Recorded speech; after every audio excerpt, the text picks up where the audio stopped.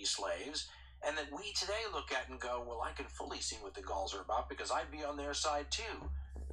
It's a very interesting document, and it says a lot about the tenor of the times and the audience he was writing for, that he could position the whole story this way and still expect you to cheer on his victories when he crushes these freedom-loving Gauls, right? If that's really what they were.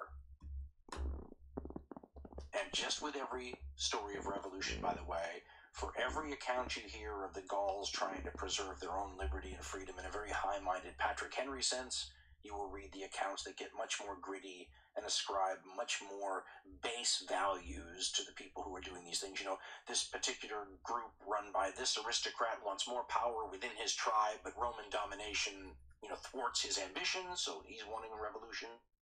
Or this other tribe who used to collect all the tolls on this river before the Romans took over, but now they favor the rival tribe, and so, you know, receipts are down from the river tolls, so we're going to rebel. To ones who are just plain fickle and tired of living under the same set of rules for a significant period of time. Caesar says that the Gauls all have a bunch of men who just delight in the change of governments, and they get bored easily, and so they're easily roused to some sort of change just for change's sake. So who knows what the actual reasons are? The bottom line, though, is Caesar barely gets to enjoy the winter off before he's back in Gaul, right? Recently pacified Gaul has exploded into problems 3 or 4 months after Caesar declares mission accomplished. There's a strain of historians who think this is all part of the plan. Caesar doesn't want to give up his command. Remember, he'd be vulnerable in Rome. Plus, there's still places to conquer, money to be made, reasons to stay, armies to keep assembled and in your hands. But a pattern's going to emerge for the next couple of years, and it's a pattern actually that's not that dissimilar from other Roman conquest of Celtic peoples in other parts of Europe before this time. The pattern is charismatic leaders emerge who can manage to unite at least local groupings of tribes into larger confederacies who then challenge the Romans by rebelling against them. And the Romans will respond with extreme violence.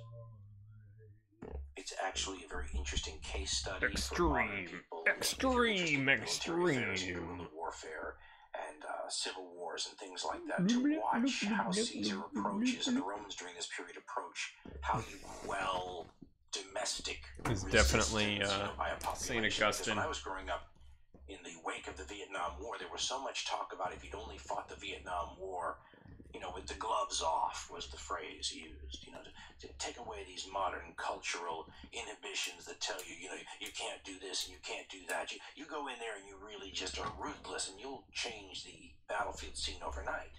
So the Romans are an example of that. In later Roman history, they will be very good, at the game of the carrot and the stick, and they'll learn how to bribe tribes and when it's better to spend money than to beat people over the head with a stick. In the Caesar period, they're much more in the beat the other people over the head with a stick mode. And Caesar will go back to Gaul and spend the next several years truly pacifying it. The methods that Caesar will use, though, to quell this resistance are rough. One of the first people he'll deal with, and it's a confederacy of peoples on the Atlantic seaboard in 56 BCE. He has to build a fleet to do it. The Romans are crazy good that way. Defeats the seafaring people. And because in Caesar's mind, all of this area has already been pacified, we're now dealing with rebellions. This isn't a contest of, virtues on the battlefield, may the best man win, and you'll probably get clemency afterwards. This is you are rebelling against the authority of the state. You are setting a bad example for other people we need to keep down, so we have to make an example of you. And on the main tribe called the Veneti, or sometimes Veneti, Caesar killed their entire leadership, beheaded them, sold the population into slavery. He will deal with a German incursion again, or so he says, in 55 BCE. So he launches what you might call a foray, a raid, a punitive expedition into Germany. Meanwhile, manages to have another battle against a German tribe. This is the incident, by the way, that some of the Cato crowd back in Rome suggested that Caesar maybe should be handed over to his German enemies in chains. Because what he did, and he admits it freely in his commentaries, hand him over in chains. This German tribe, it sounds like a large number of people, showed up to Caesar maybe to negotiate what they thought was a surrender, and instead Caesar grabs them and holds them and sends his army out to attack the now leaderless and unexpected German tribe. And the numbers that die here are crazy. Unbelievably crazy. I mean, Plutarch says, wait for it, 400,000 German tribes. I was gonna say it. And Caesar himself in the writing talks about a moment in the fighting where there's just crowds of women and children. And what does he do? Hunt them down.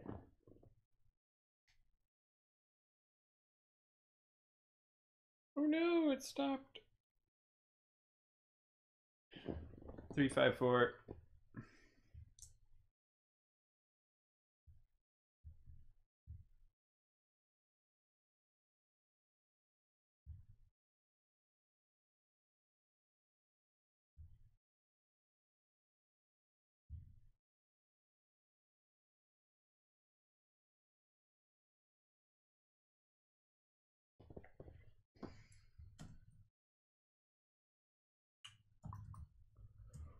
I can't hear you. I can't hear you.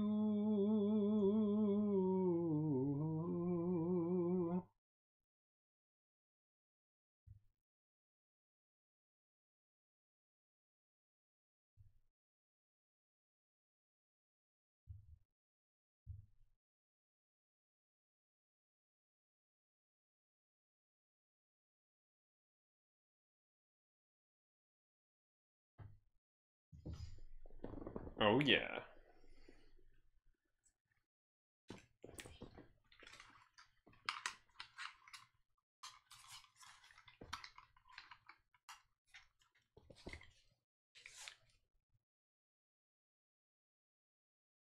Uh-huh. What else did they say?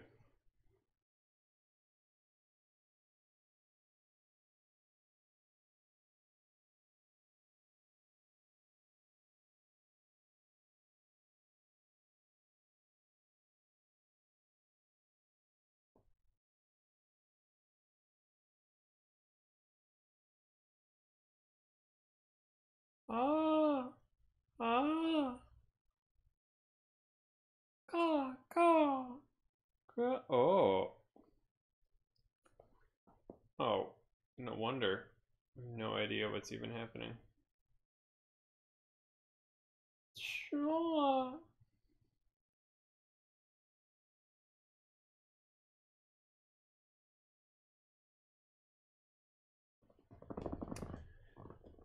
Come on. Ah!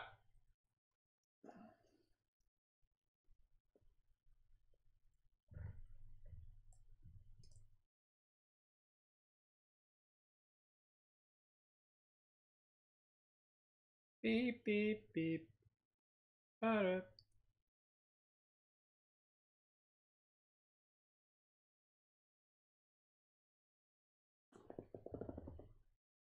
So,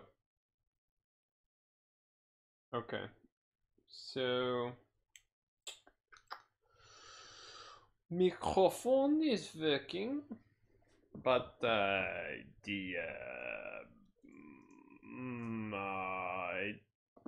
the other books are not working here. Look at these fish. Well, the fish. Yes, what shall we do with these fish?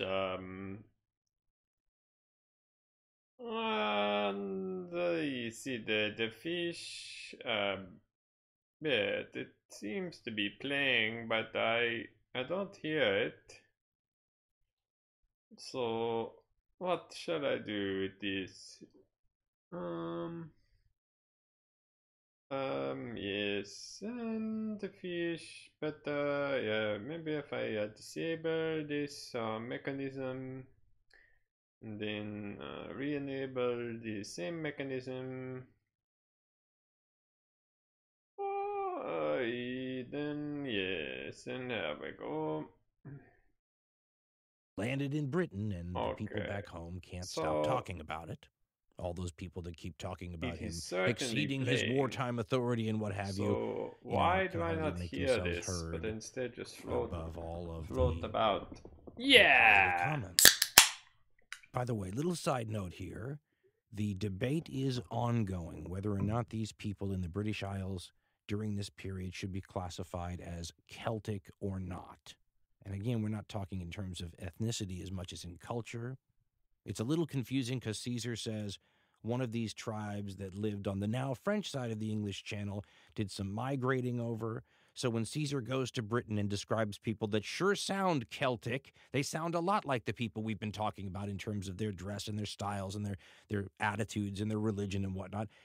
You don't know whether or not he's running into that one tribe or whether or not the people all through the rest of Britain, and they all have Celtic names. I mean, again, I'm not qualified to weigh into this ongoing debate. Apparently, Caesar doesn't refer to them specifically as Celts, and in the ancient world, they used a different name for them, and I'm going to use my Barry Cunliffe get-out-of-jail-free card and say that a Celt is anyone who considers themselves to be Celtic. I don't know.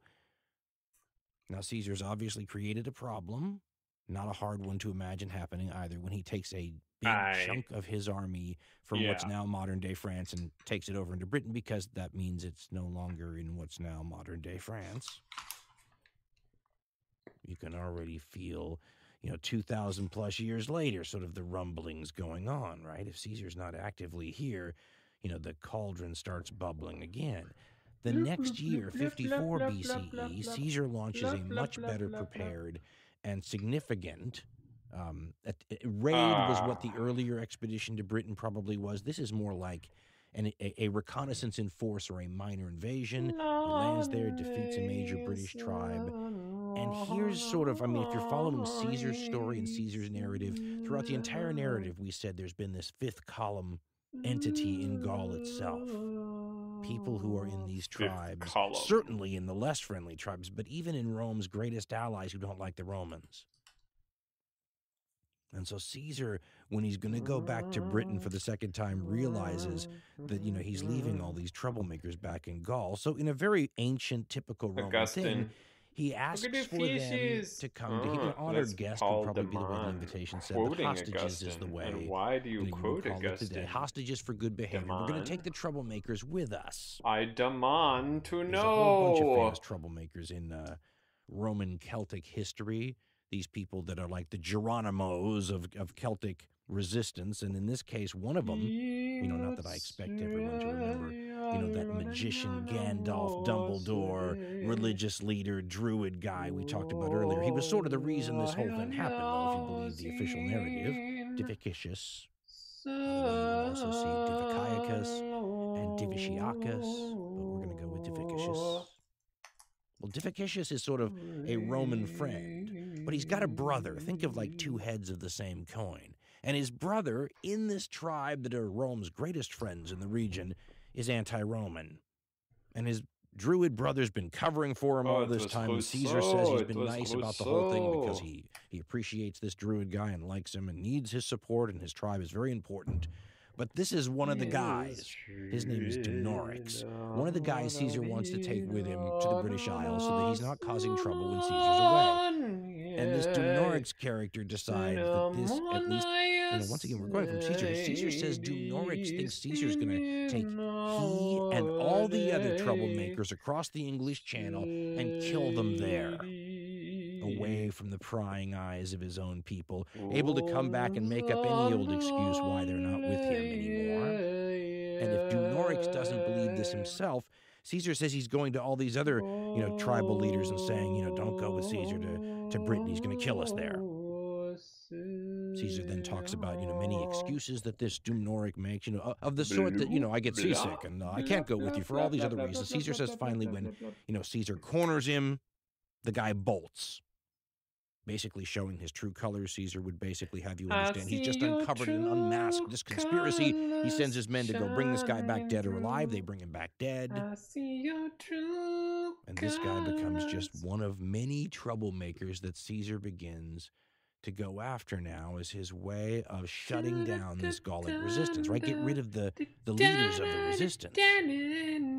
Because, some of these tribes have large numbers of people that are of a different political opinion than what the majority eventually gets. I mean, in one of these battles that Caesar's facing, he'll face a tribe that has reportedly killed all their senators who disagreed with the idea of rebellion. So when we were saying, what are you willing to die for? What are you willing to lose everything for? They haul the donkey, the largest, to the mill first. They haul him like...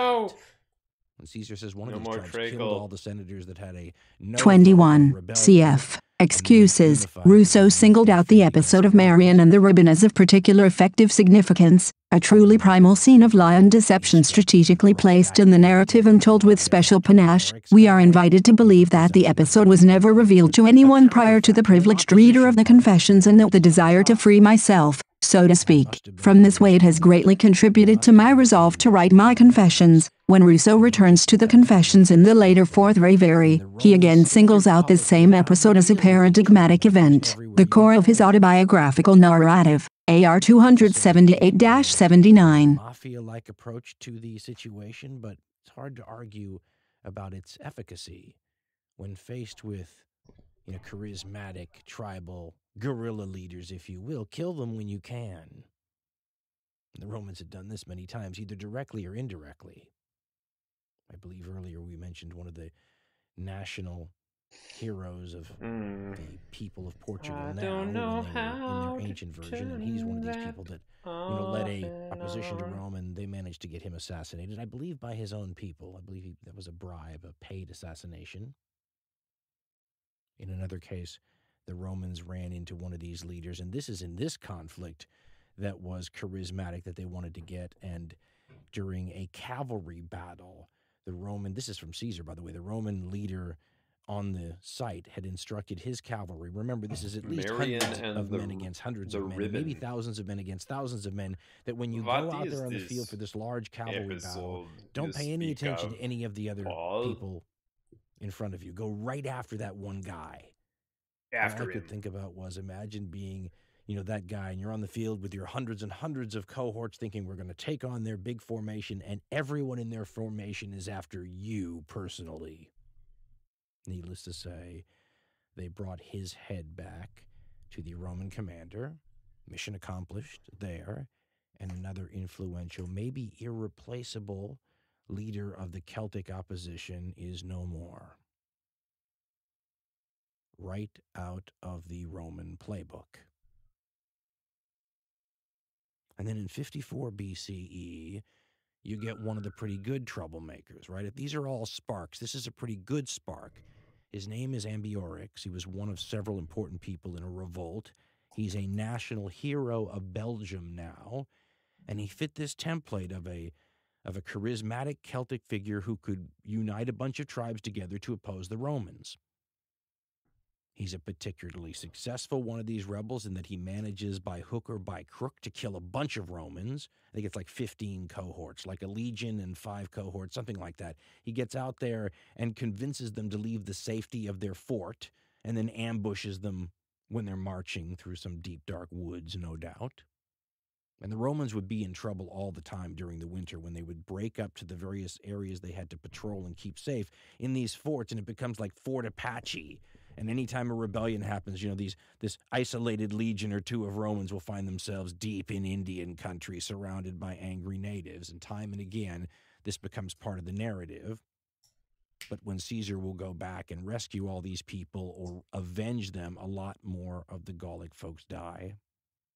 And you again have to ask yourself, what's going on here? And what do you form in terms of an opinion of whether or not it is a good idea, if you are a follower of Ambiorix, for example, to rebel against the Romans? Because on one hand, how could anybody say you didn't have a good enough cause when you're talking about your freedom, your independence, right? Your liberty, your political liberty, the sovereignty of your own people, whatever it is? Those are pretty high-minded causes. But if you're in the meeting amongst your peers and your countrymen and you're having this discussion of do we rebel or don't we, are you a coward if you stand up and say, listen, we have very little chance of actually succeeding here, And if we fail, there's 100% chance we're going to lose everything that matters to us, including the liberty that you're worried about now. Maybe we shouldn't do this. Those are the kind of choices, as the old saying goes, that try men's souls, right? And just to get an example of what it might mean in practice, take a look at what happened to this Ambiorix character, 16. right? This latest Spark. A guy who, when he destroyed these Roman legions in the deep, dark woods on There the we march, go. you know, Caesar made it out to be like a Custer's last stand situation where the officers and the men who are left over commit suicide because they're trapped by the natives, surrounded. I mean, it's a harrowing, terrible story, and Caesar launches, you know, recriminations at certain commanders. I mean, it's a stain, and so the bad guy, well, probably hero in the Gallic eyes, but the bad guy in the Roman story, Ambiorix, is going to be pursued as if to the ends of the earth, and Caesar has this ongoing, you know, attempt to track him down. He finally has him getting away and riding off into the sunset with like only 4 bodyguards. He says the only amount of people he would trust his life to. Of course, it's a good end to the movie, isn't it? I mean,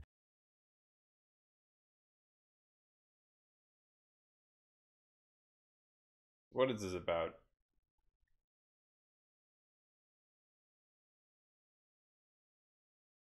I see your true colors shining through.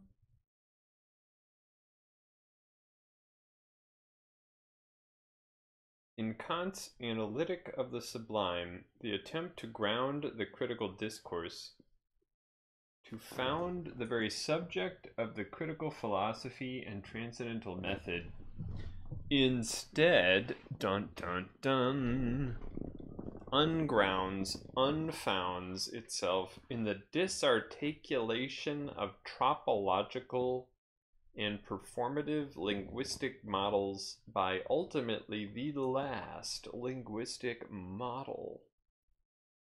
The prosaic materiality of the letter, material inscription. Dun dun dun!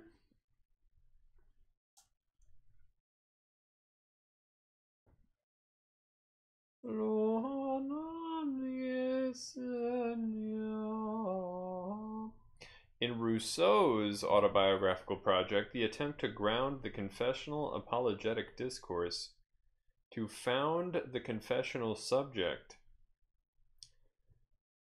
instead disarticulates itself and founders on the random utterance Marian, which of course is the material trace at the very origin of Rousseau's autobiography.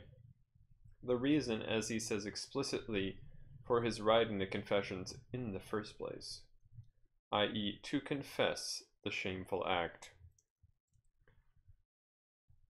Among other things, such an account helps to put the performative into better perspective, for what happens when the text passes from trope to performative, which is not a temporal progression but an event and occurrence as it comes to pass, is a certain repetition of the violent, groundless, and ungrounded inaugural act that, again, put it into place in the first place. The event of this repetition is what gets disseminated all along the narrative line and thus renders the text an allegory of its inability to account for its own production. Bum, bum, bum. An allegory of unreadability, to coin a phrase, ba-dum-ching, with Rousseau's autobiographer doomed to mindlessly, mechanically repeating Marian over and over again. And Kant's critical philosopher, I must be able to bridge pure reason and practical reason. I must exhibit the ideas of reason. I must be able to find sublime. I must, ich muss, müssen. So that's the difference the reinsertion of rhetoric between aesthetics and ideology makes. Without rhetoric, without the epistemological critique of trope, as Deman puts it, nothing happens. There is no direct, immediate royal road to the performative, to action in the act, political or otherwise. Pretending that one can go to it directly is sheer delusion, and a guarantee that nothing can happen, or ever will happen.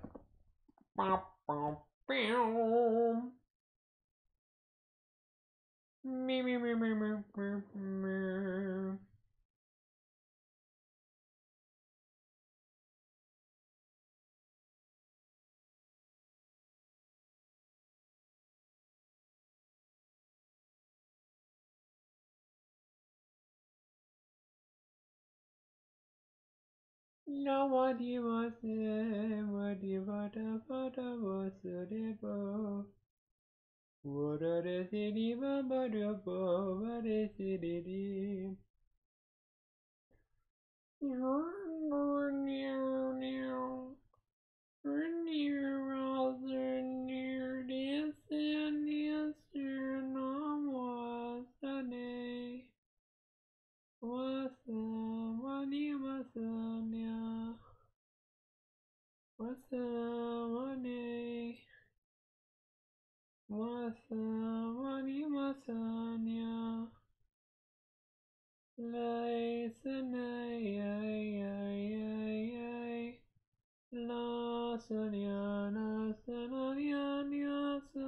what is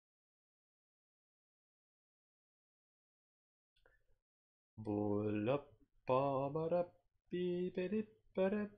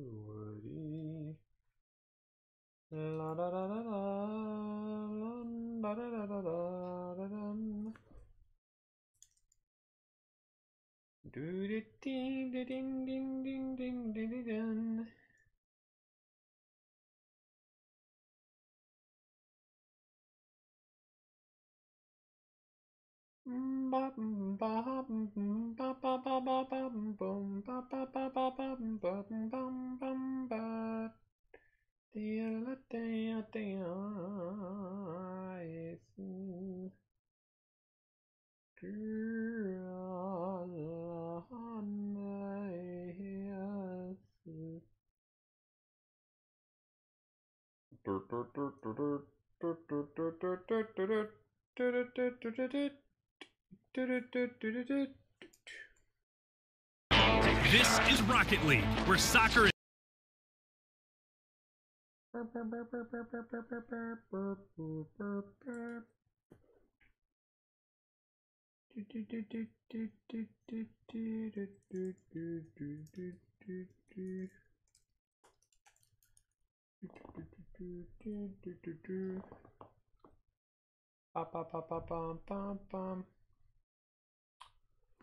Need some music up in his house.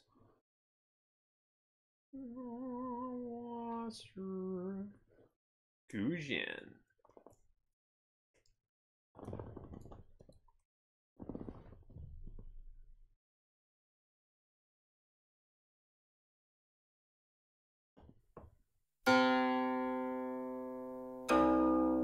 Bow. Bow.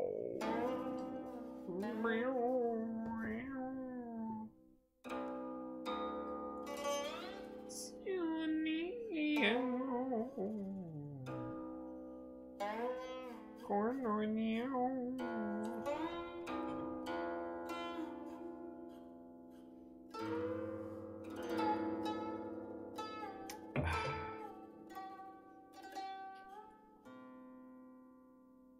Sheer sheep that they have, cry we still, but see that no man 'scape to drink of the sherry that makes us so merry and plump as the blank grape.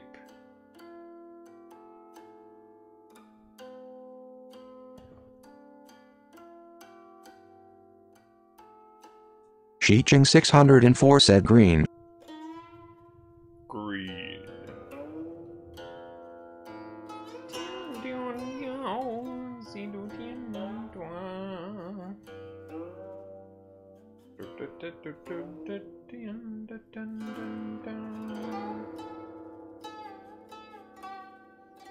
In supersonic cars.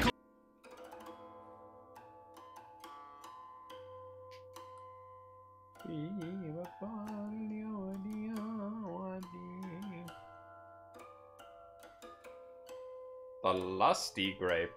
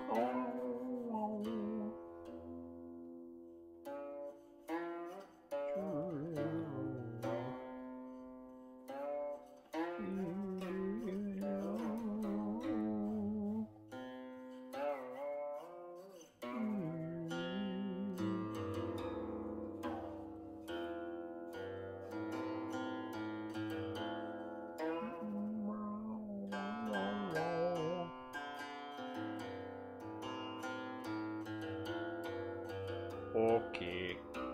What am I? Oh, look at that one.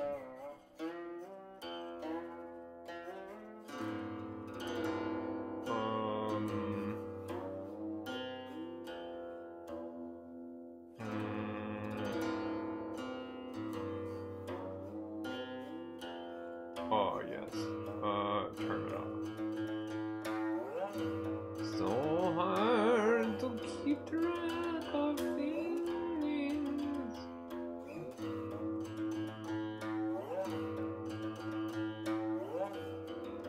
When your eyes and your thoughts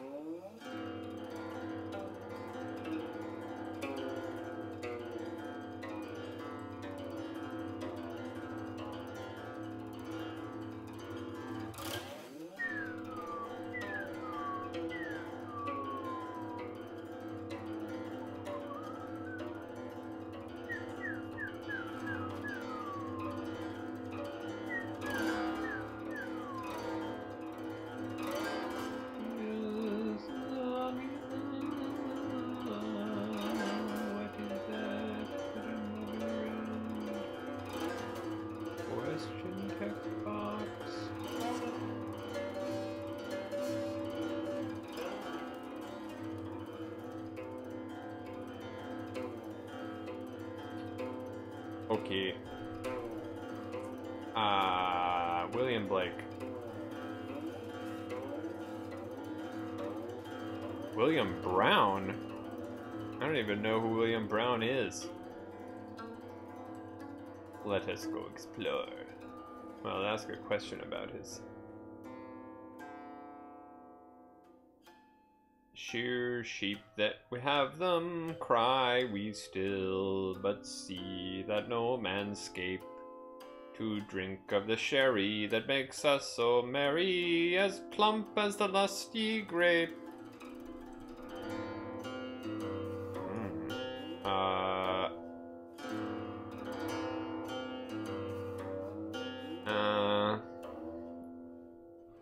I don't know.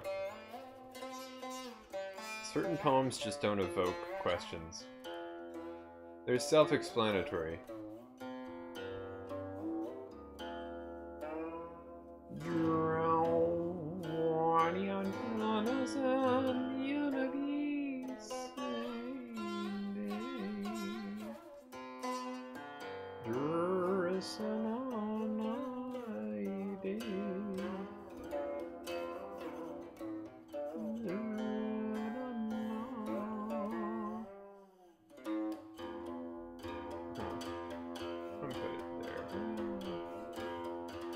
Let's change the color.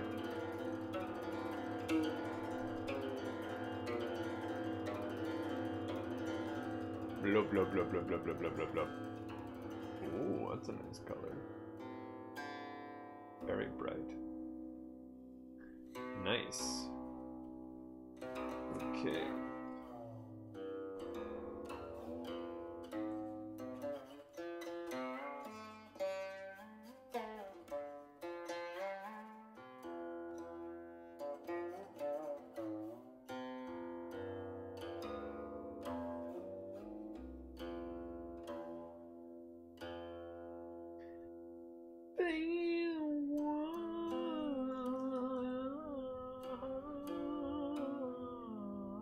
That was the chorus.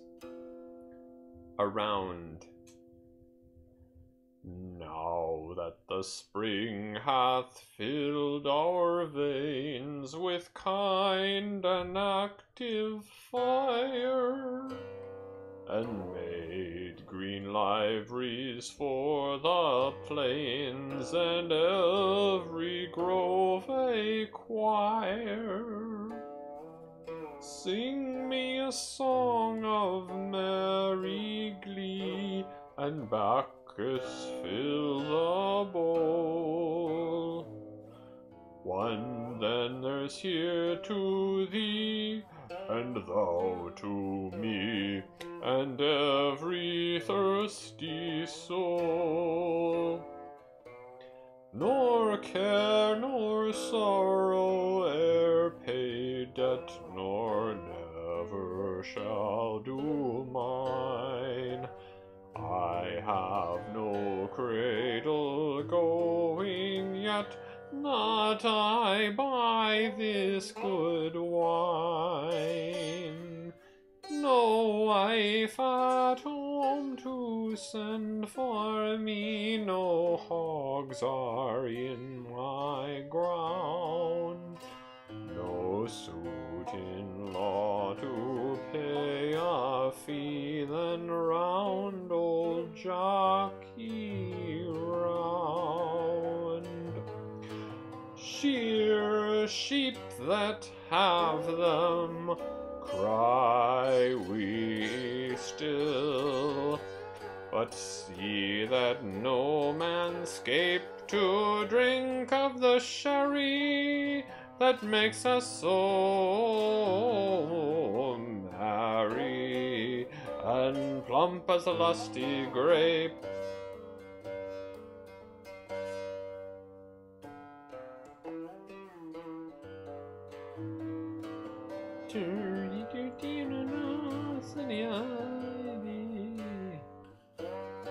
Is use of indulgences in such a way as to secure the submission as well as the wealth of the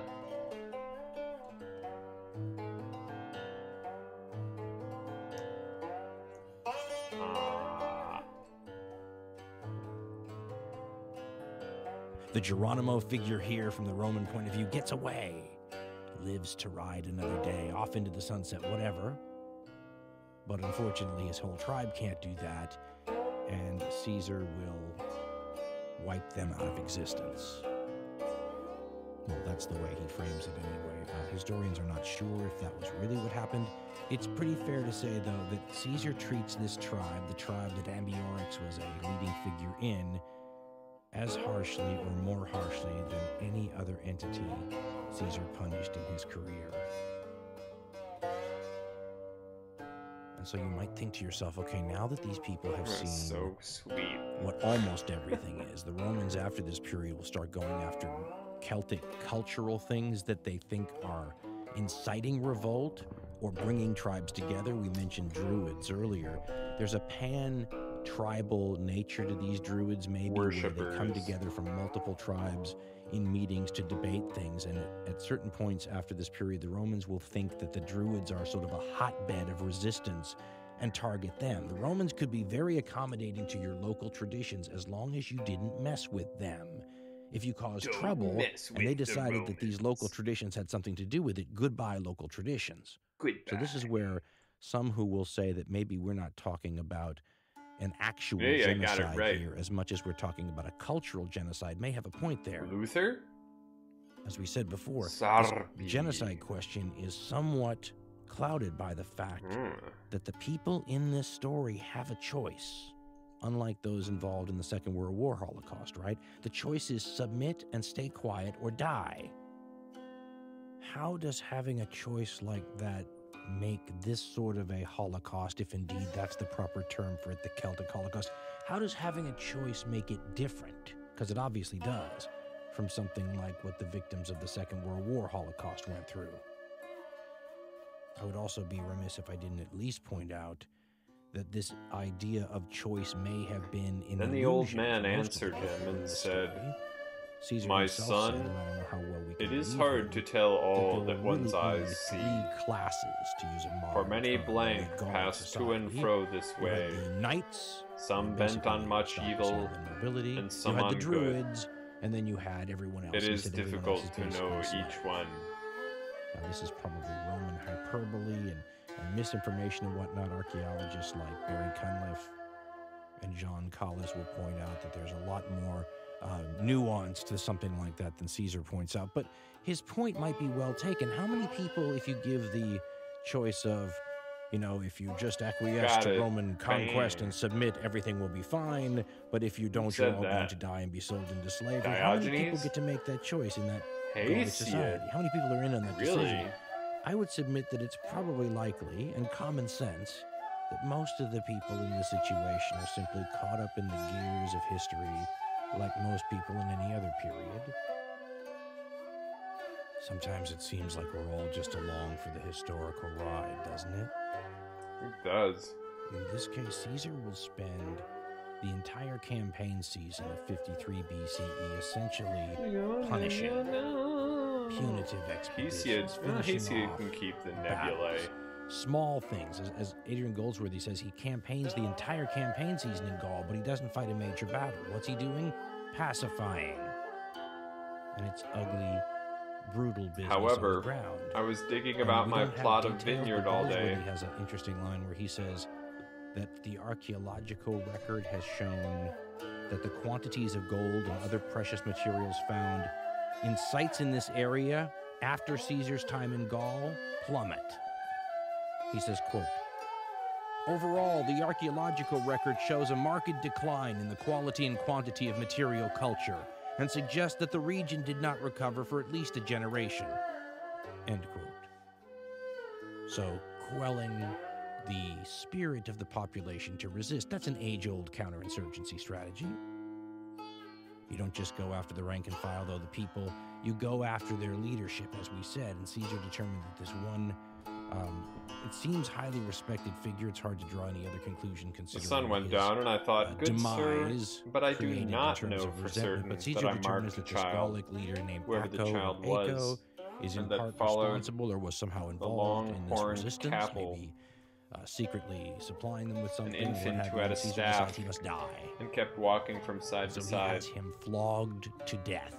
He was driving them backwards way, you think of a bullwhip with their or heads electrical toward cord him.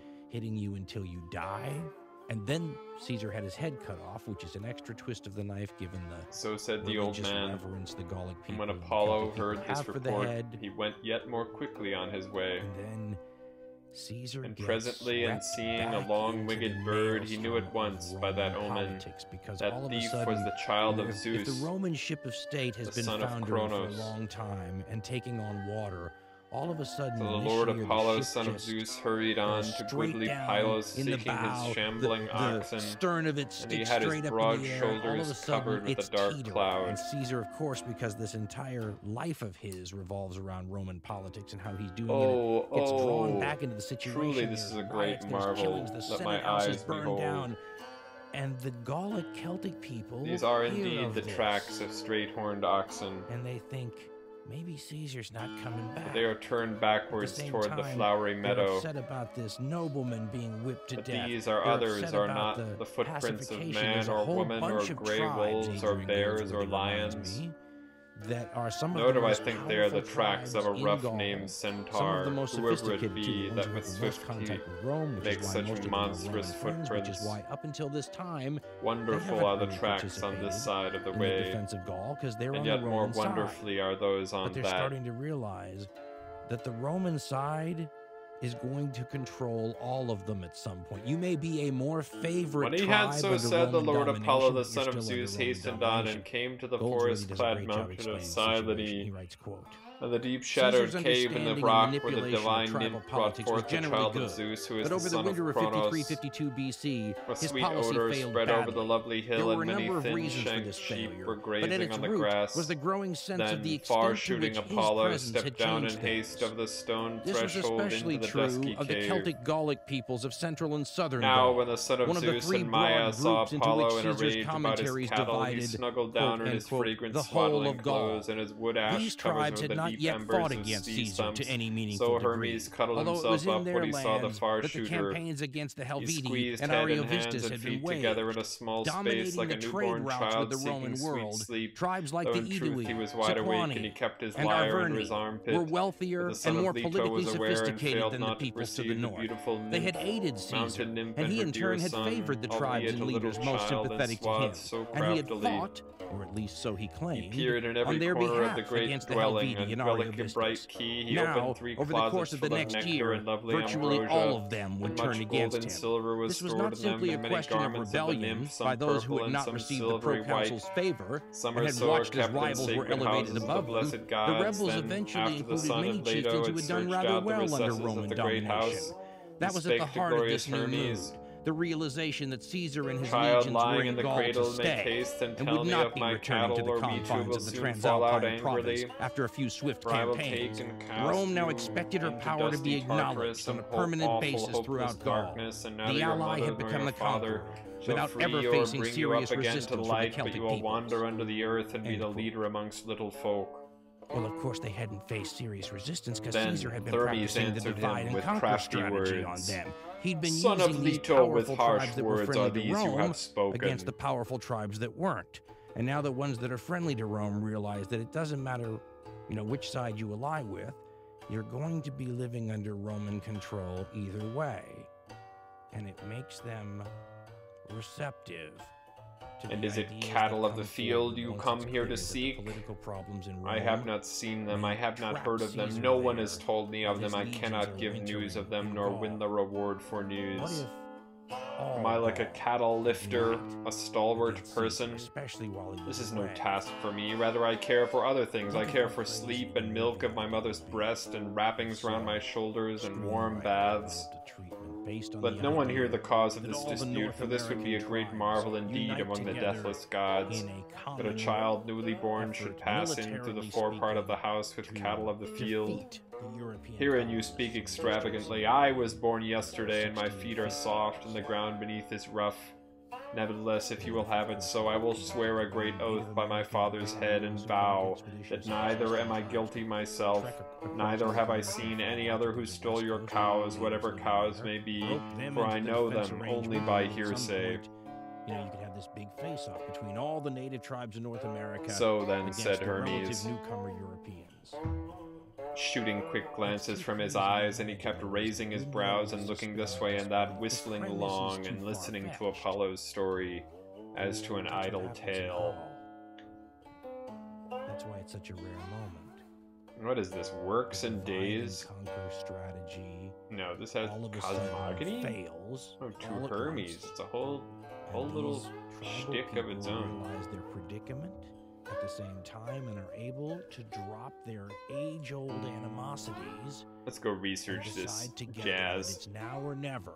Change our screen here. Our freedom, even our freedom to fight each other for tribal supremacy down the road, we're going to have to unite now and defeat this threat before it's too late, and it might already be too late. But this opportunity of Caesar getting roped back into the politics of Rome opens up the door. Burn. Caesar says that there's a lot of other grievances that are coming to a head all at the same time, including Caesar's execution of that nobleman Acco that he had whipped to death. And he says that these Gallic tribes come together. It makes them sound like the leaderships come together in the deep, dark woods. Archaeologist Barry Cunliffe suggests it would not be strange to think of the Druids being the ones who sort of officiated an event like this, both for sacred reasons, but also because they're sort of the diplomats and the pan-national sanctifiers of these tribes. I mean, they would have been the respected people to act as the referees and judges and arbitrators in a case like this. There are stories, by the way, of Druids stopping, marching to the middle of a battlefield between the lines of two armies about to clash and stopping the conflict. So these are people with huge amounts of moral authority, and Cunliffe's suggestion that for such a sacred, important situation as this conspiracy in the groves, as Caesar portrays it, would not be, beyond the pale.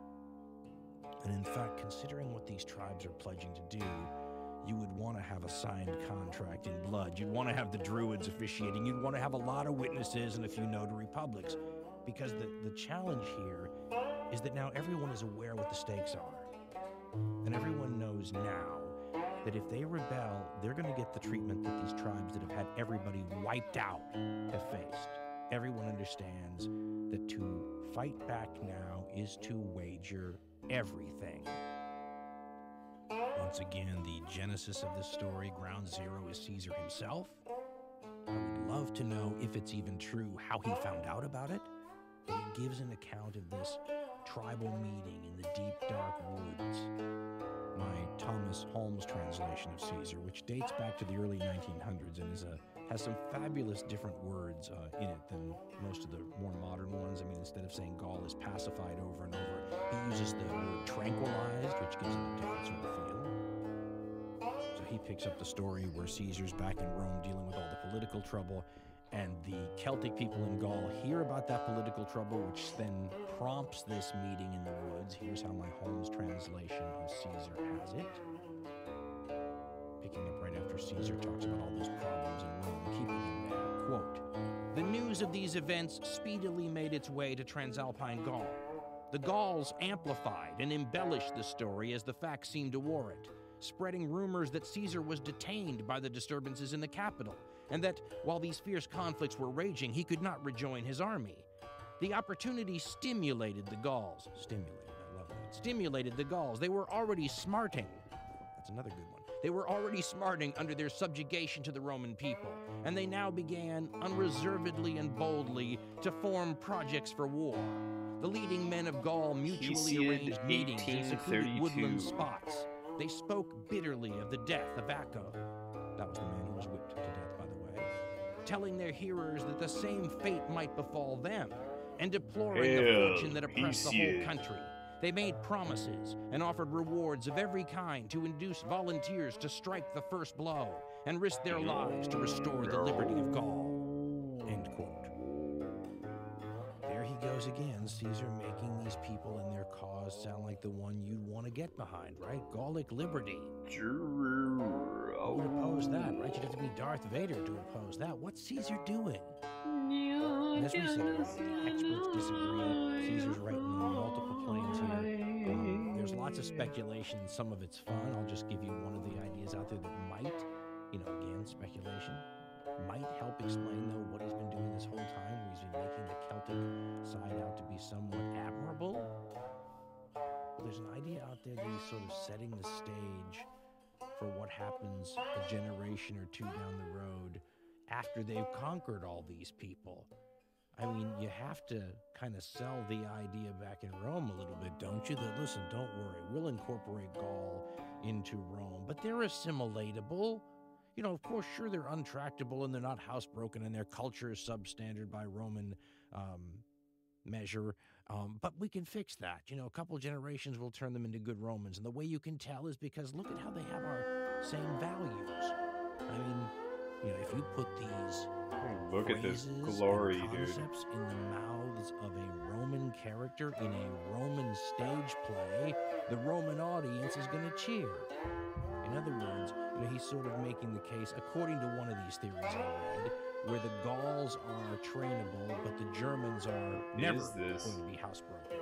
Therefore, we can incorporate the Gauls, and down the road, you know, after we break them to the yoke of empire, you know, teach them up right. Look at how well those Gauls in short-haired Gaul have been doing now for 50, 60, 70 years. You know, we could make these people into good Romans, and you can tell, just look at how they're spouting phrases that would make them good Romans today. It's an interesting idea, and it would explain why Caesar makes their cause sympathetic as he's crushing it. It does sound a little bit like he misjudged how serious it was when he got word of it back in Rome. The situation was starting to blow out a little bit back there, he says. And then he hears about these problems, but as one historian pointed out, you know, he conquered this area, what, 4, 5, 6 years ago initially. Cassandra. And he's had problems with it every year. Headaches, right? Sparks, the way we describe them. Well, these aren't headaches, and he doesn't know it yet. This is more like a stroke. And all those sparks that we've talked about earlier finally fan into a general forest fire as all of Gaul will go up basically in rebellion, including the great friendly tribes of Rome. And it starts with one of those moves that a tribe does as a way of sort of dipping their dagger in the assassination. Cassandra, the daughter of Priam and Hecuba, having received the gift of prophecy from Apollo, repeatedly foretold the heavy calamities which shortly awaited the Trojan city. Of a Celtic tribe that's full of Roman traders and her infatuated countrymen, however, turned a deaf ear to her admonitions. But far from endeavoring to avoid their impending doom. And the rhythm of the story is interesting because you will have the tribes join the not only regard her as insane, but also induced her father to place her under the control of a keeper, who in this poem relates to his master the predictions which he had just delivered, in which the Trojan princess commences with historical reminiscences of the earliest times and descends afterward to the king, the reign of Alexander the Great. Who initially went to Rome and said, we need help because this German's been brought in. I mean, this is the ally of allies for the Romans in this region. So they're the ones that they worry about. That's mark then my words, for I will speak, O king, though long the task and tedious be the toil. These are our good allies and we can trust them. Well, on paper it may look that way, but remember what we said earlier. These Gallic tribes are not united. And even Caesar says they're split and rife with factions. So think Democrats and Republicans, Tories and Labor. I mean, whatever you want to say, right? You're two sides of the coin, and maybe just because a tribe is taking a particular course of action, it may be like 51% of the tribe wants to do it and 49% doesn't. So sometimes it doesn't take a whole lot of change to sort of make the scales tip the other way. And when the first big tribe of Gauls commit this massacre of Romans, it's on, and a number of these tribes start to get uppity, because as Caesar says, that's kind of the Gallic character anyway, right? See excitement happening and want to get on board. And by the time he realizes how bad things are, he's in trouble, because he's a long way from the action, and he's got enemies between him in Rome and northern Italy now, and Gaul, where the armies are. So the first chapter of this story has Caesar doing amazing things, let's be honest. He's an For amazing not guy. with He's sweet and soothing blandishment flowed from the maiden's lips the gentle stream of oracles benign. Alexander would have jumped off, you know, But the sounds cliff of in woe darkness, and whatever burst happens, dreadful happens. as Oh my she God, chewed right? the Caesar laurel took these leaf. calculated risks, but And ever and his anon, audacity like and the his black speed, sphinx, his poured the continually full on the tide of stage, manages enigmatic to song. get back to his armies. His armies managed to break out of All of an shalt thou ambush when more of hear these tribes which start memory going can the other way. retain, and through the obscure Well, of this is prophecies when explore thine uncouth a way. figure emerges on the scene. For now the Only barriers really yield, known and because o'er of the Caesar, enchanted but ground he's mine eager soul starts like a fascinating, steed, and in a way, and wings could her be an rapid example flight. of that BMC idea we talked about earlier, how the Celts might have been caught in the BMC. The morn had left thy brother's bed, the couch of aged Tithon, near to Cyrne's isle. Sort of existence, and that they had maybe lost, in my court jester's silly theory, the ferociousness of the more barbarian tribes, and not yet gained the advantages that comes with being able to handle logistics and supply and finance and organization and all these Roman things. This person that will crop up at the last available moment will try to turn the Celtic armies into something that can fight the Romans. And Because o'er just because you can make a the lot of misty Gallic mountain tribes tops decide had to join flown the rebellion, jocund, and maybe upborne grab on hold of Pegasean more wing. warriors than they've ever been The able to put busy together in crew one place their in Gaul, moorings had you still unloosed and can't feed heaved them, their heavy right? anchors from the We learned that sand. earlier in Caesar's conquest. And now the These armies Idaean can't daughters just of the get grove bigger, they spread have their to get white better. wings athwart the They have to Hellespont, be able to support walking with bigger, insect better feet upon the armies. waves So how do you beyond do that? Callidna's You isle. enter this Their amazing swelling chariot, sails, white as the plumage of the you can crane, raise were several filled with different ways. You can have breezes fights issuing with from the Apollo stormy Dawn, north, with Vercingetorix, when frenzied as a Vercingetorix moonstruck is also bacchanal, popular. Cassandra wandered upon Ate's hills, hills crowned with thousand herds, and poured aloud presaging sounds and prophecies of woe. He appears on the scene. Ah, luckless nurse, enwrapped in ruddy flame, then when the lion, struck from triple night, steered his dark pine across the Aegean wave, and hid a host within her hollow womb. That's a tribe, by the way, Who fearless leaped into the cavern jaws of the sea monster, to the black abyss, cleaving his bloody way, whose shadowy locks, singed in the flameless furnace, wave no more. Who dyed his bands in infant blood, the pest and fell pollution of my native towers, who 'gainst his stepdame's deathless bosom winged iron's shaft, and wrestling with his sire, fast by the rocks of Cronus, where the tomb of earth-born Iscanus' gigantic birth rears its cold marble, whence the courser starts, twined round his limbs the sinewy strength of arm, who slew the fiend that, frowning on the wave, guards all the narrow pass where billows roll between Ausonian regions and the shores of Trinacris, where from the sea-beat rock she feasts upon the scaly showls and laughs at death and Hades' impotent domain. For on the vivifying pile her sire heaped high her limbs and waved the burning torch, kindling the burn, resuscitating flame, whom nor with sword nor shield nor massive mail the dead subdued, and gave again to view the dark pavilions and the glooms of hell. Ah, luckless nurse, again I see thee burnt by stern Pelides' son, while from the bones of Pelops rescued from the plains, inurned beside Latrina, springs the smoldering fire, and swift from Tartarus' elastic bow fly winged shafts, and clangs the Scythian steel. This shall the jealous nymph reveal, and send savaged by woes her love-begotten child, shall think upon her widowed couch, and loathe the traitorous bridegroom and the foreign bride. He sent but looking loving when she sees her lord groan with no medicinable wound, and lie pierced by those shafts which to the plume were dyed in giant's blood. Down from the battlements down she shall leap, and frank with remorse breathe out her soul upon his heaving limbs. And they sort of understand that this is how it's going to be unless they move at some point. And Vercingetorix is sending embassies to all Again I these mourn tribes thee, saying, and again, for lo, as swells the conquering flame before the wind, soon shalt thou see the lance's lurid gleam, and blazing palaces and dying men.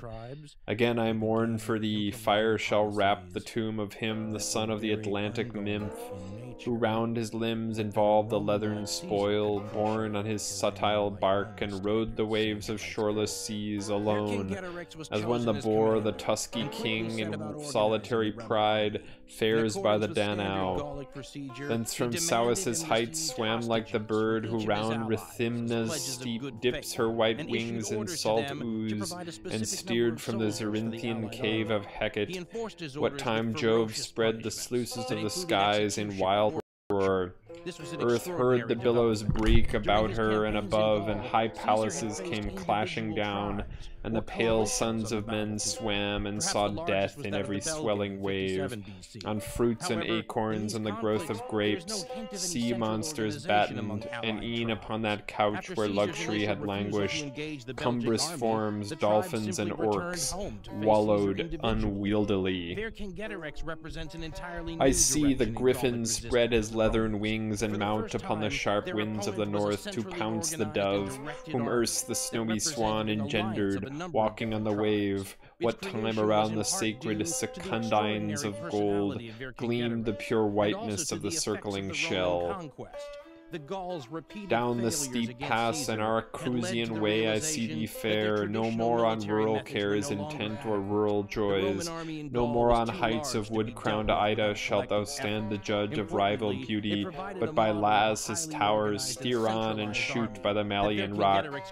For fields and fleecy flocks and herded kine and fragrant herbage and terrestrial ore a bark shall bear thee to the double pass, and Gythian plains where to the yielding sand the crooked teeth shall bind thine hollow pine, and winds no longer vex thy folded sail.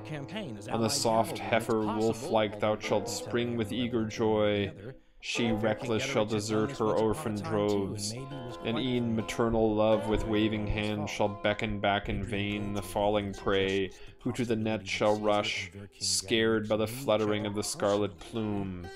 And on the beachy verge of the salt sea shall burn the fatlings of the flock, to those of ocean nymphs who bid soft airs of heaven pant on the joyous ocean. Warlord of all these tribes in Gaul, with the exception of a few who are slowly but surely going to come on board. You know, he can control some things now with greater authority than any Gallic ruler since Caesar first arrived on the scene, but there's other things he can't change. He can start ordering tribes around now, so instead of having to beg a tribe you normally are enemies with but are temporarily fighting with for supplies and troops and whatnot, you can order it. So you can begin to mimic in a maybe less efficient way things like Roman supply and working together and telling one tribe to go over here and another tribe to go over there as part of some larger strategy, which is a huge improvement. But you're not changing the reality on the tactical level on the ground. You're not turning your Gallic warriors with their swords and their shields into Roman legionaries. You're not inventing centurions. You're not getting battlefield discipline and drill and organization at that level. So you still can't face the legions in the field. And Vercingetorix seems to know this because he's going to be famous for telling the rest of the Gauls that they have to do something that runs against their nature in terms of this heroic use. He tells them they're essentially going to have a guerrilla war, and they're going to have to adopt a scorched earth strategy, and they're going to have to destroy their stuff and where they live and everything in order to defeat these Romans. Now, we talked earlier about some of the greatest tragedies in human history being when some of the things on the list that you're willing to die for become the cost of other things on the list that you're willing to die for. And this is the greatest test in the history of any Gallic leader that we've seen, well, maybe anywhere in the history books, where you are going to have members of rival tribes making decisions that tell you you have to burn down your homes and your city and leave. The fact that these tribes listen and agree to adopt this strategy of their Vercingetorix is a sign, one, of the desperate times, and two, of his unrivaled authority. For the first time in history, Gaul, or most of it anyway, is acting under the control of sort of one mind, one will, as the Nazis would have said. But it creates a situation where the Gauls are now at least on par with Caesar in the ability to have a united strategy, and this has never before been the case. But just because you have more power than any Gallic warlord you can find in the previous history books doesn't mean you're the one who always gets to decide what to do. We all know, right? War is a game of seizing the initiative and sometimes responding to the other person doing that. Sometimes you get to play offense, but sometimes the other guy has the ball, right? In this case, there will be games that both Caesar and Vercingetorix will play with these cities. It's sort of ironic that one of the things Vercingetorix is known for is telling the Celtic people they have to burn all these cities. Well, where do all the major encounters happen? Outside these Gallic towns or cities.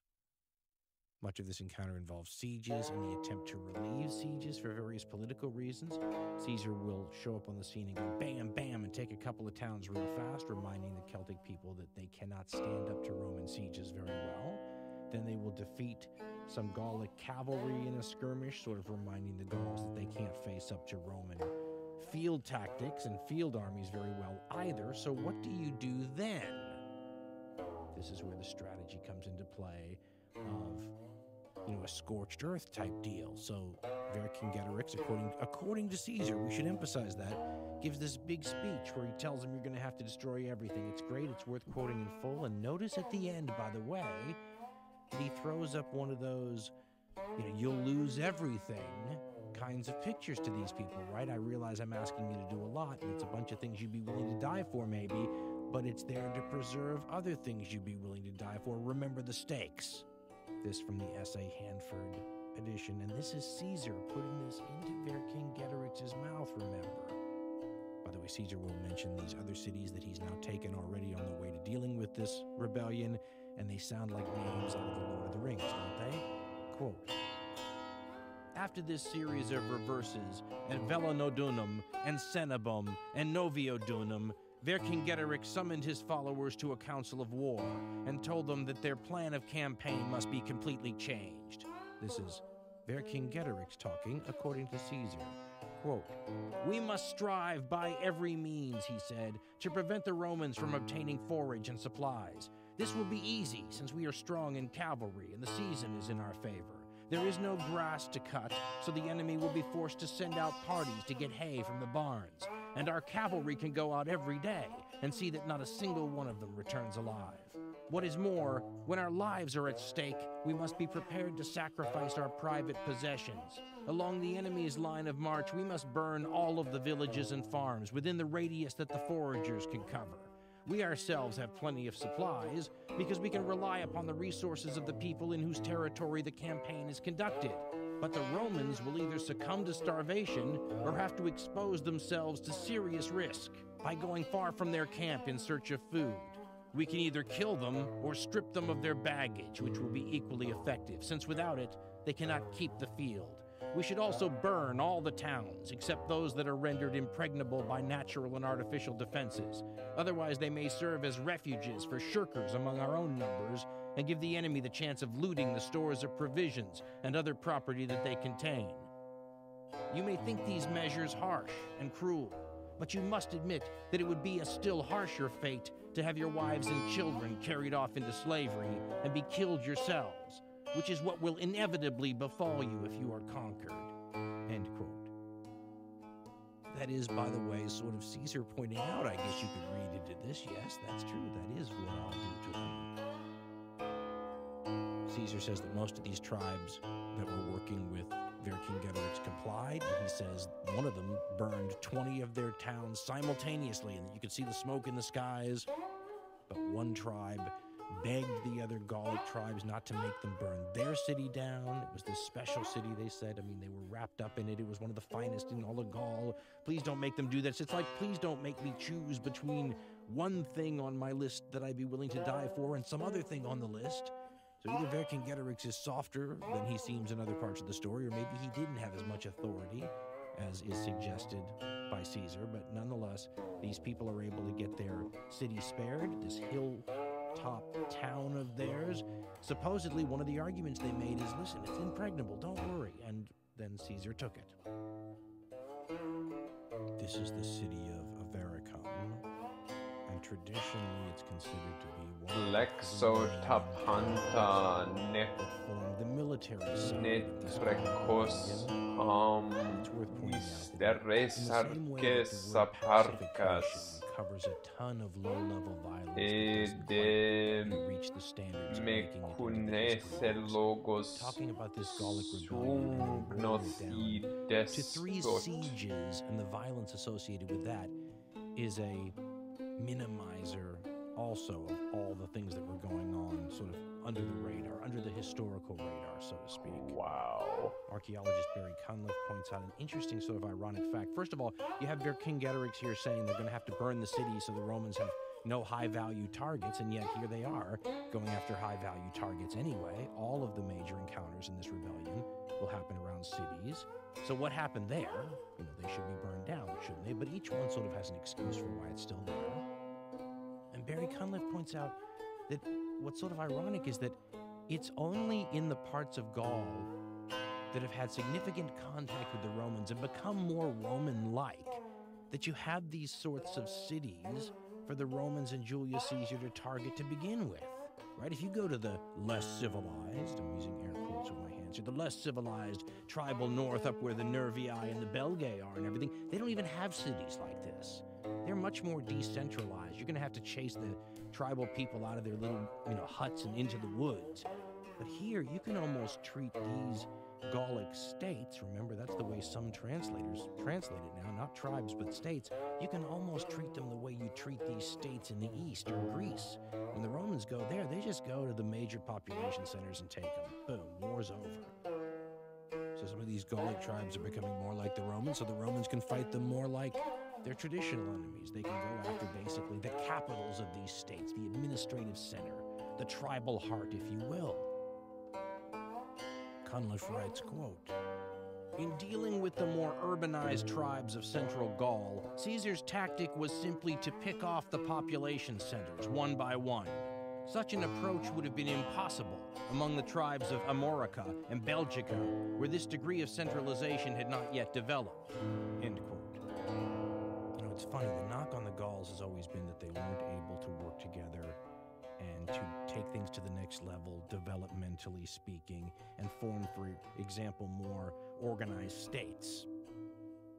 But John Haywood, I think, was the author that I read that went the complete 180 degrees on that theory and said that what would have kept the Celts safer longer was to be even more decentralized.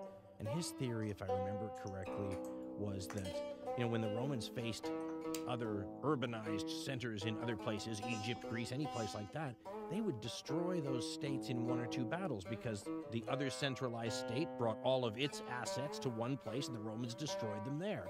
But look how long, again, if I'm remembering Haywood correctly, he said it took to defeat the Celts and the various other peoples of the Spanish and Portuguese area, right, of Lusitania and all there, because those tribes were so divided and so decentralized, you always had to keep going after another tribe. It's an interesting theory.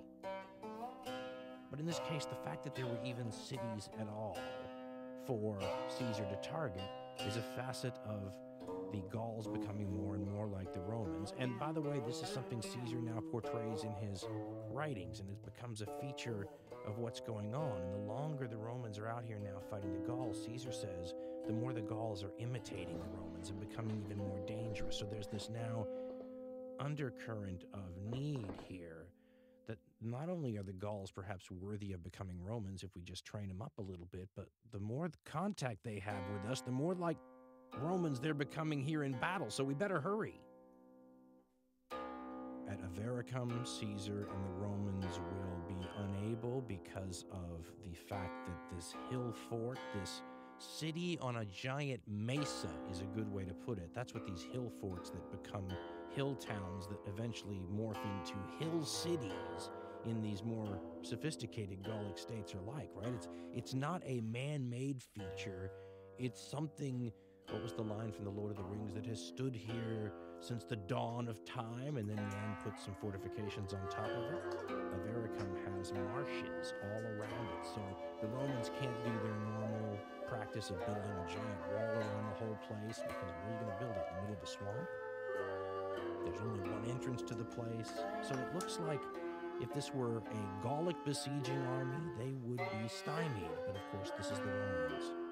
And over a course of almost 30 days, they build a counter-mountain, maybe you could say. It's hard to understand. Some of the sources talk about a ramp, others talk about a mound, but essentially Caesar builds something on one side of the fortification to equalize the height, and it takes the legionaries almost a month, and it's like 400 feet long, about 80 feet high, and you just marvel at what the Romans are capable of doing. And listen, a lot of other ancient armies could too.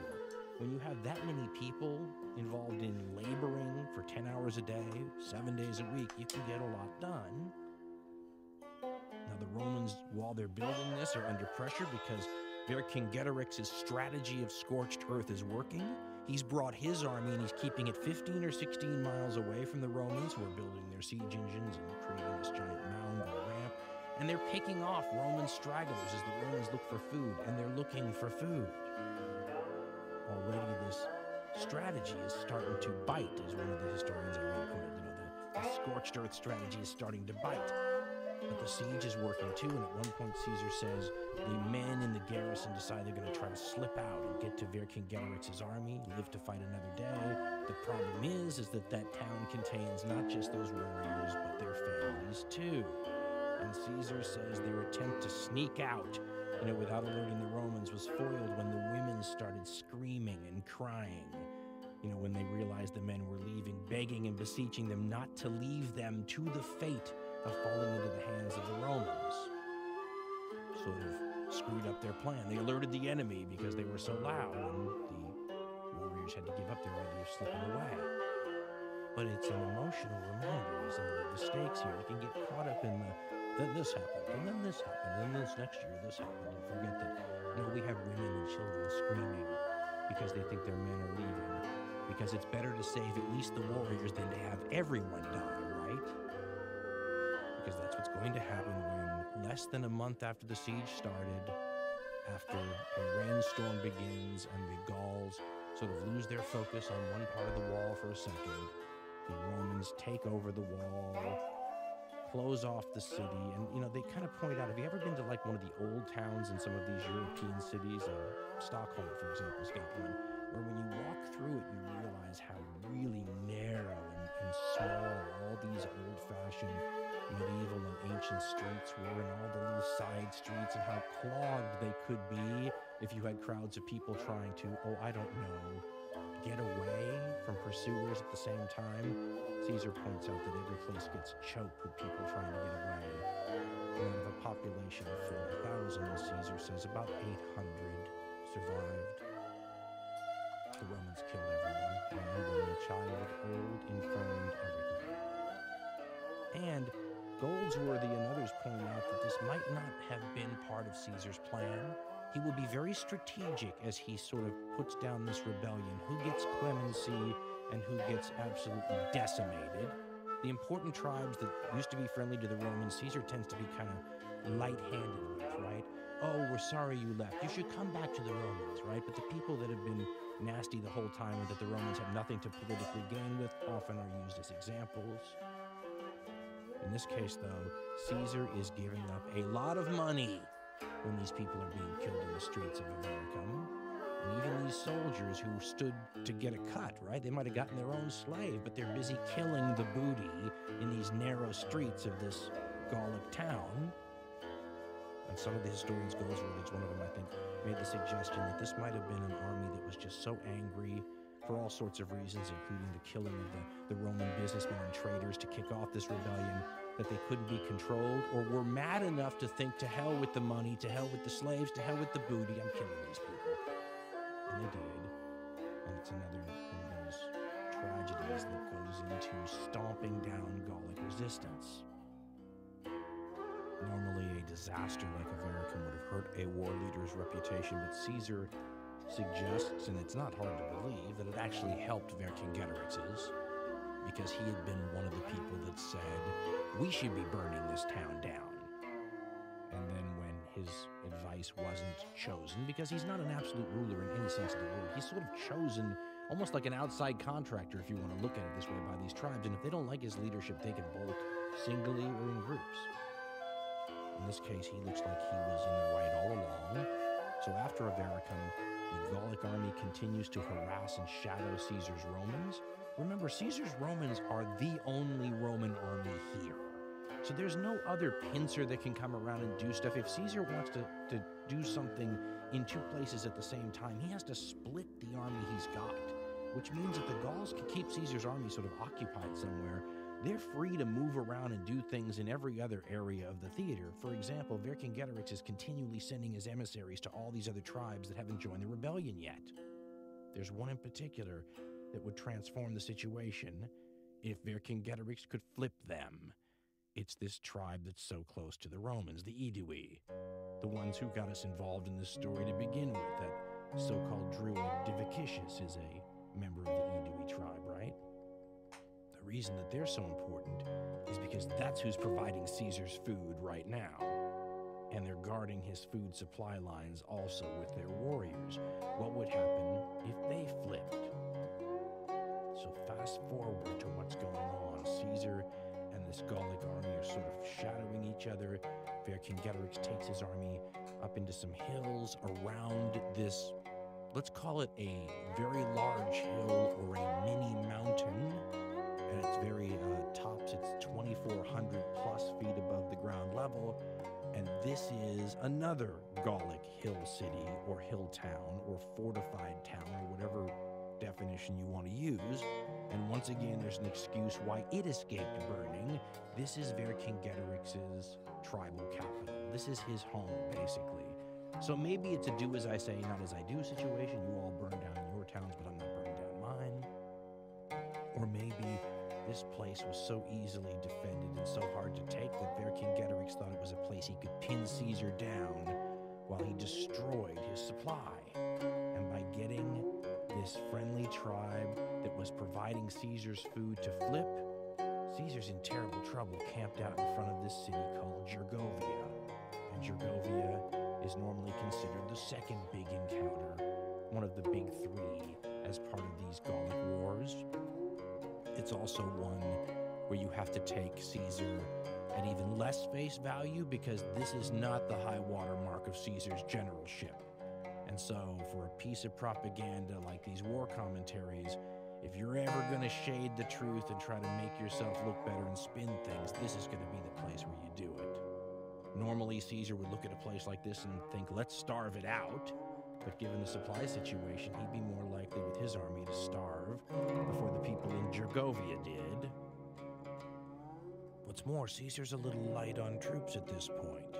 This is one of the moves that some have criticized over the eras, but we told you earlier, Caesar needs two things done simultaneously in different places. He doesn't have another army in Rome he can call on. He has to split his own. And before this battle, this siege at Gergovia, he does, and sends out about 40% of his forces to go handle something involving a couple of other tribes that need a good thwacking. But it means at Gergovia they're not there. So when you start considering, maybe enclosing an entire mini mountain with walls and fences and things to cut it off from the outside world, and you look at your 6 legions, you may be thinking to yourself, I really don't have enough people for that kind of strategy right now.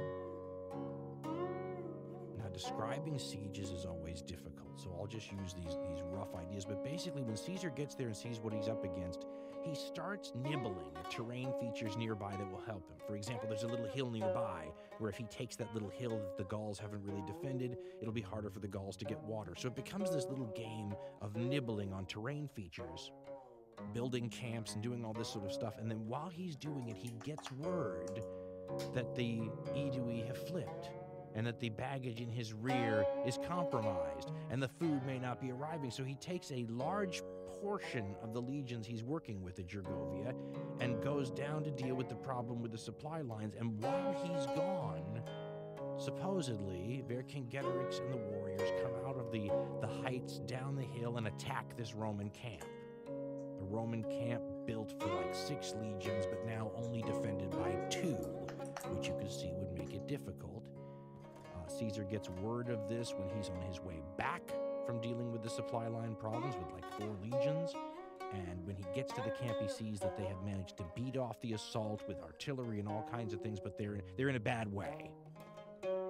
So Caesar devises this strategy where he's going to feint an attack on one side, get all the Celtic warriors to go to that side of the top of the mesa of the hill fort, and then Caesar will attack on the far side that's now abandoned with some more troops. So he sets this up, eventually gets to the point where the Gauls take the bait. They all come to the one side of the mesa to deal with Caesar's feint. Caesar sends his legions around the supposedly now undefended other side. They start doing real well. They get through the main wall. They're starting to cut up some of the camp and the women and the children. And I mean, maybe this is going to win. And then the Celtic warriors that have been drawn off to the other side of the mesa by the feint come back en masse. Vercingetorix himself might have led the cavalry charge that sent the Romans careening back down the hill. Caesar will get together a bunch of legions that are not involved at the bottom, somewhere near the bottom of the hill, so that his own troops can then hide behind them, and his new troops that are uninvolved in the combat can ward off the pursuing Celts. Caesar says we'll admit to like 700 dead legionaries. Between 40 and 50 of these people are centurions. There's been an interesting debate you can read on whether or not this is the Roman habit of encouraging, well, conspicuous bravery would be one way of putting it if you wanted to spin it one way. Reckless endangerment for personal gain might be another. But Caesar kind of blames that a little bit. At the same time, Caesar's been encouraging this kind of audacity forever, where these legionaries and their centurions are rewarded for throwing themselves into the breach and being extra tough and extra aggressive. In this case, Caesar says, though, at one point these Gauls will be throwing these dead Romans over the walls head first. And Caesar will name at least one of these dead Romans being thrown over